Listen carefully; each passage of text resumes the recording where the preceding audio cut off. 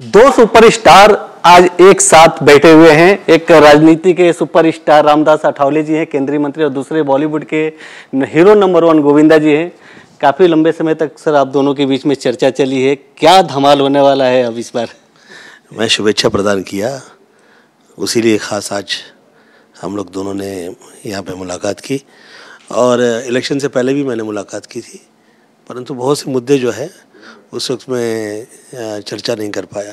ख़ास तौर पे जो मैं फिल्म लाइन में भी पुनः आ रहा हूँ और सेवा में क्या क्या मैं कैसे योगदान और कर सकता हूँ सामाजिक उसमें कार्य में, मैंने सोचा कि मैं पूछूं, क्योंकि जब मैंने पॉलिटिक्स में कदम रखा था बतौर एमपी, आपके साथ बहुत सलाह मशवरा मैंने किया उस समय में, और आपने सहयोग भी मुझे बहुत दिया। अदरवाइज़ पॉसिबल नहीं था मेरे लिए, क्योंकि मेरा कोई ऐसा मेरा अभ्यास नहीं था पॉलिटिकल।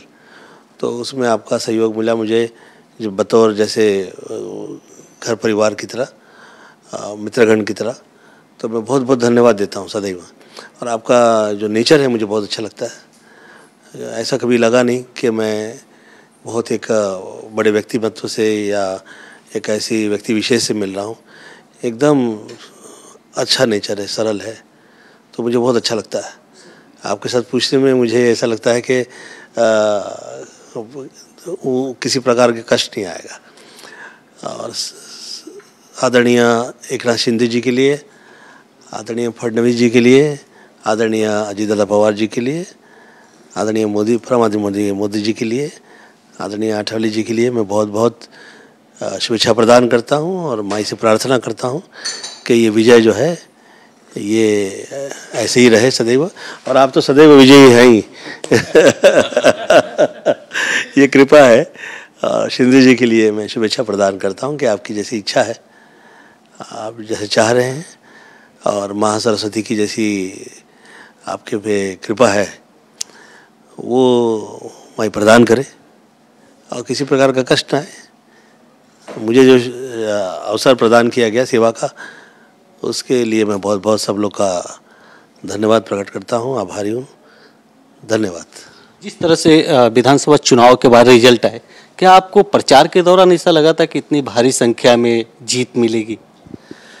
देखिए, लोगों की आंखों में प्रेम जो है ये दिखाई देता है कि उसके लिए आप पूछें या आप कन्विंस करना चाहें, वो कन्विंस नहीं इतना ज़्यादा आप कर पाते। वो चाह रहे हो रहे हैं, आप जो कर रहे हैं और जो प्रोग्रेस हो रहा है दिखाई दे रहा है, तो लोग तो प्रोग्रेस के साथ हैं। शिंदे जी बहुत अच्छा प्रोग्रेस किए हैं, उनकी स्पीड बहुत कमाल की रही है, और अभी डिप्टी सीएम हैं वो साथ में।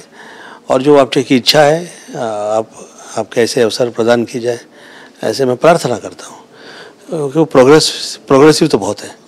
अच्छी जीत हासिल करने के बाद भाजपा और शिंदे साहब शिवसेना के बीच में मुख्यमंत्री पद को लेकर लंबे समय तक रस्सीखेज शुरू था।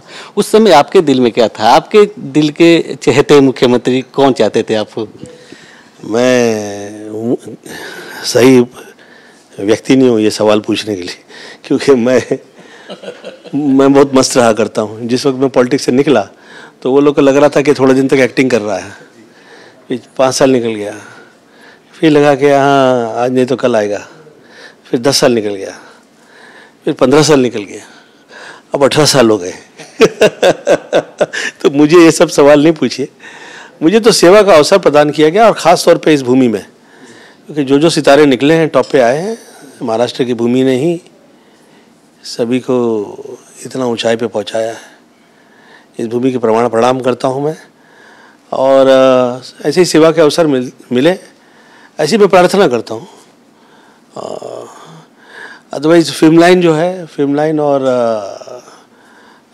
ख़ास तौर पे जो हम लोग की फिल्म इंडस्ट्री में जो इस वक्त है, उसमें अवसर मिल रहे हैं। जो अभी पुणे में फिल्म में शुरू कर रहा हूँ, तो मैं हार्डवर्क कर रहा हूँ उसमें। ऐसे पहले जैसा इजी तो है नहीं, बहुत टफ हो जाता है। I have to search new finances, I have to search new writers, supporters.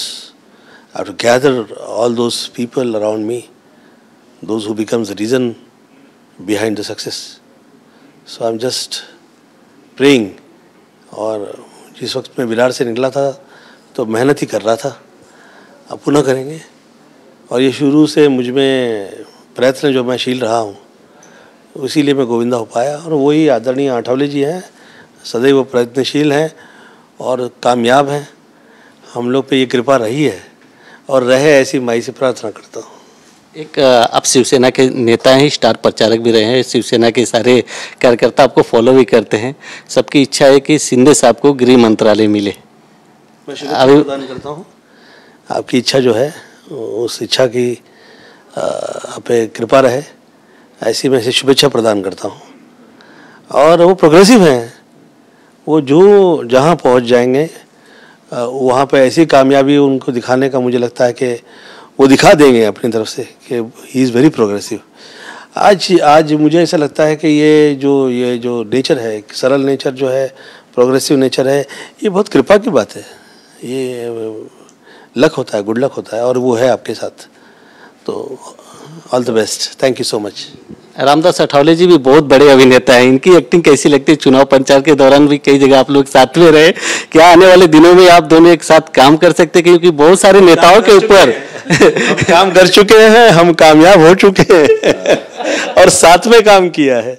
और आपका मुझे बहुत सहयोग मिला उस टाइम, समय आपके सहयोग की वजह से मैं उस टाइम पे कामयाब था। आप देखिए 5 साल आदमी जिसके पॉलिटिकल बैक मतलब कहीं मेरे बैक में मैं था नहीं पॉलिटिकल, तो उसमें सहयोग मिला तो मैं बतौर गोविंदा रह पाया, वरना तो ऐसा इट्स वेरी टफ। और वो जगह में भी मुझे हर किसी ने सहयोग दिया, तो मैं तो धन्यवाद देता रहता हूँ आपका। ऐसे लोग जो हैं गुड लक हैं, मेरे घर में आए हैं। और मैं ये विठल जी से प्रार्थना करता हूँ। हम लोग ने मुलाकात की थी पंढरपुर में, और वहाँ प्रार्थना की थी कि किसी प्रकार का वास्तु शब्द क्रिया दोष किसी प्रकार का न लगे और हम कामयाब रहें, तो हम हैं। जिस वक्त आपको गोली लगी थी, साहब का भी फोन आया रहेगा, तो शायरी वाले अंदाज में आपका हालचाल पूछे थे या नॉर्मल पूछे थे? अरे हर किसी ने अलग अलग तरह से पूछा है। तो शिल्पा का तो मैंने कहा भी मैंने फंक्शन में, बोले आपकी वाइफ कहाँ थी? मैंने बोला वो तो मंदिर में पूजा करने गई थी। फिर गोली किसने मारी? तो हर किसी ने अलग अलग तरीके से कहा है। तो क्या है, ईयर फीडिंग होती है समटाइम्स बहुत सारे लोगों की, और लोग सोचने लगते हैं, विचार करते हैं। It was just an accident and वो रखा तो उसमें लॉक नहीं था, वो नीचे गिर गया फाइल से फिसल के, और वो चल गई। मुझे तो विश्वास ही नहीं हुआ। अब मैं 21 करोड़ फिल्म ही छोड़ चुका हूँ, फिल्म ही 21 करोड़ पे। वो अवतार पिक्चर के टाइम पे छोड़ा, साजन के टाइम पे छोड़ा, और फिर चांदनी के टाइम पे भी छोड़ा। मैं कहा ये सब देखने के लिए काहे छोड़ दिया? ठीक है, ऊपर वाले ने मुझे मुश्किल से निकाल दिया। बहुत कृपा है मुझ पे। मैं पुनः चल रहा हूँ, मैंने परफॉर्म किया है, 40 दिन में मैं शो कराया, तो ये कृपा की बात है। ऐसे इजी नहीं है, ये सब हो गया। ये आयुर्वेद योगा प्राणायाम में जो करता रहता हूँ, उस वजह से धन्यवाद देता हूँ। साहब बैठे हैं साथ। अठावले साहब, काफ़ी लंबे समय तक चर्चा हुई गोविंदा सर के साथ में, काफ़ी लंबे समय तक चर्चा की आपने गोविंदा सर के साथ में। विषय क्या था आज के मुलाकात का, खास क्या वजह थी? क्योंकि चुनाव तो है नहीं, तो क्या किसी फिल्म पे प्लानिंग चल रही थी क्या? नहीं, गोविंदा जी के साथ मिलने का एक मित्र के नाते हम मिले हैं, और बीच में जब उनको लगता है कि भाई थोड़ी कोई चर्चा हो, तो मित्र के नाते वो हमारे साथ चर्चा करते भी हैं। बीच में कई साल तक मतलब वो राजनीति में नहीं थे। पहले मेंबर ऑफ पार्लियामेंट रहने के बाद फिर वो ज़्यादा राजनीति में इंटरेस्टेड नहीं थे, लेकिन राजनीति में आने के पहले उन्होंने मेरे से मशवरा किया था कि भाई भविष्य में क्या करना चाहिए, और मैंने उनको सलाह दी थी कि भाई आप तो फिल्म इंडस्ट्री के अभिनेता तो ही है, लेकिन फिल्म इंडस्ट्री को भी नहीं छोड़नी है, और वक्त आएगा तो राजनीति में भी आना है। तो वो राजनीति में अभी आ गई, शिवसेना में एकनाथ शिंदे के नेतृत्व में आए। तो आज की चर्चा का विषय इतना ही था कि भाई अपने को जो महायुति को सफलता मिली है उस पर हमने चर्चा की है, और आगे माननीय मोदी साहब विकास की दिशा कैसे आगे बढ़ रहे हैं, उनको भी कैसा सहयोग हमने दे देना चाहिए। और महायुति के विवाद को खत्म करके हम सब लोगों ने एक साथ मिलकर लोगों के सामने ले जाना है। तो इसीलिए मतलब मित्र के नाते हमने चर्चा की है। मैंने उनको ये भी पूछा है कि भाई अभी क्या आपकी फिल्म कौन सी आ रही है, तो उन्होंने बोला कि फिल्म मेरी आ भी रही है, मैं अभी दोबारा मैं एक्टिव हो रहा हूँ फिल्म में। और मतलब फिल्म इंडस्ट्री में वो गोविंदा तो है अभिनेता, लेकिन मैं मेरे पॉलिटिकल इंडस्ट्री में मैं हूँ नेता। तो मतलब राजनीति में तो एक साथ है अभिनेता और नेता। राजनीति में तो हम दोनों साथ है, राजनीति में तो हम दोनों साथ है अभिनेता और नेता, लेकिन आगे फिल्म इंडस्ट्री में एक साथ हम रहेंगे क्या, ये अंदर की बात। तो ऐसा कुछ नहीं है। तो इसीलिए गोविंदा के साथ चर्चा का मुझसे इतना ही था कि हम कभी कभी मिलते। अभी मैं इस्कॉन में आया था एक शादी के लिए, और गोविंदा का फ़ोन 2-3 दिन पहले आया था। तो हमने, आज मैं मुंबई में था, कल मैं नासिक जा रहा हूँ, फिर मैं रात को जयपुर जा रहा हूँ, परसों प्राइम मिनिस्टर के प्रोग्राम में राजस्थान का एक्सपो का प्रोग्राम 3 दिन का है, उसका इनॉग्रेशन के लिए भजन लाल शर्मा जी का मुझे निमंत्रण है, इसलिए मैं उधर जा रहा हूँ। फिर मेरी पार्लियामेंट भी चल रही है, तो इसीलिए हम मिलने के लिए आए थे। और एकनाथ शिंदे जी के बारे में जिस तरह उनको बहुत अच्छा प्यार है, या मतलब उनको भी उनके नेतृत्व पर उनका विश्वास है, उसी तरह मेरे साथ भी एकनाथ शिंदे जी के संबंध बहुत अच्छे रहे हैं। बहुत ही अच्छा आदमी है, दिलदार आदमी है, और कार्यकर्ता के रूप में ऑटो रिक्शा चलाने वाला उन्होंने 2.5 साल तक महाराष्ट्र को चलाया है।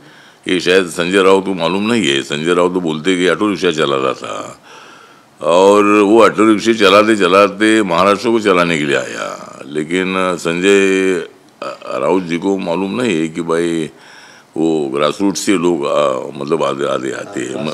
मैं भी सिद्धार्थ हॉस्टल में रहता था, और मैं भी केंद्र में मंत्री बनूंगा ऐसा मुझे कभी मेरे सपने में नहीं था, लेकिन मेरा सपना पूरा हुआ। तो ठीक बात है, आज के चर्चा का विषय कोई पॉलिटिकल नहीं था, ऐसी चुनाव के बाद मिलने का उन्होंने मन बनाया था हमारे साथ चर्चा करने के लिए, और हम मिलकर आगे बढ़ेंगे महाराष्ट्र को आगे बढ़ाने के लिए। एज अभिनेता के माध्यम से गोविंदा का जो योगदान लगे महाराष्ट्र के विकास के लिए, मेरा जो महाराष्ट्र के विकास के लिए योगदान लगे, तो हम दोनों एक साथ हैं। हम महाराष्ट्र के सरकार को पूरा सपोर्ट करेंगे, और हम महाराष्ट्र को ऐसे ऊंचाई तक पहुंचाएंगे कि महाराष्ट्र को नंबर 1 तक पहुंचाएंगे। सर, लास्ट सवाल मेरा है कि मंत्रिमंडल का विस्तार होने वाला है, क्या आरपीआई के लिए भी आप जगह मांगेंगे? और दूसरा सवाल है कि महानगर पालिका चुनाव में आपकी भूमिका क्या रहने वाली? मतलब जो मंत्रिमंडल का विस्तार होने वाला है, उसमें आरपीआई को एक मंत्री पद देने का वादा चुनाव के पहले हो चुका है। माननीय देवेंद्र फडणवीस जी ने आरपीआई को एक भी सीट नहीं मिली थी, तब एक एमएलसी और एक मंत्रिमंडल का पद देने का निर्णय उन्होंने हमारे सामने बताया था, और बार बार उनके साथ 6-7 बार उनके साथ बातचीत हुई है। दिल्ली में माननीय अमित शाह साहब और जेपी नड्डा साहब से मैंने बात की है। उन्होंने बताया कि भाई देवेंद्र जी से बात करिए, और हम उनसे बात करेंगे। तो हमने उनको बताया कि इस वक्त हमारा दलित अम्बेडकराइट हो तो बहुत ही ज़्यादा वोट या मैक्सिमम वोट हमारे महायुति को मिला है, इसीलिए रिपब्लिकन पार्टी का चेहरा मंत्रिमंडल में होना चाहिए। इसीलिए रिपब्लिकन पार्टी को जरूर एक मंत्री पद मिलेगा, ऐसा हमें पूरा विश्वास है। और आने वाले महानगर पालिका के चुनाव में Republican party, BJP, Shivsena, Ajay Dada की एनसीपी हम एक साथ मिलकर लड़ेंगे, तो जरूर मतलब वहाँ महायुति का झंडा लहरने वाला है। और आरपीआई को भी कुछ सीटें अगर मिलती है तो दलितों की संख्या मुंबई में बहुत काफ़ी है। मराठी दलित है, हिंदी भाषिक दलित है, साउथ इंडियन दलित है, गुजराती दलित है, तो काफ़ी मतलब बड़ी संख्या में हमारी दलितों की संख्या कम से कम 30-35% आबादी मुंबई में है। तो इसीलिए मतलब रिपब्लिकन पार्टी को अच्छी सीट मिलना चाहिए, और अच्छी सीट अगर मिलती है तो हमारी पार्टी ताकत से महायुति के साथ रहेगी, और उद्धव ठाकरे की जो सत्ता है उस सत्ता को हटाने का काम जरूर हमारी महायुति करेगी, और महायुति के माध्यम से जरूर कुछ सीटें आरपीआई को मिलेगी। चलो, कैमरामैन आदिल के साथ गोविंद ठाकुर, TV9 मुंबई।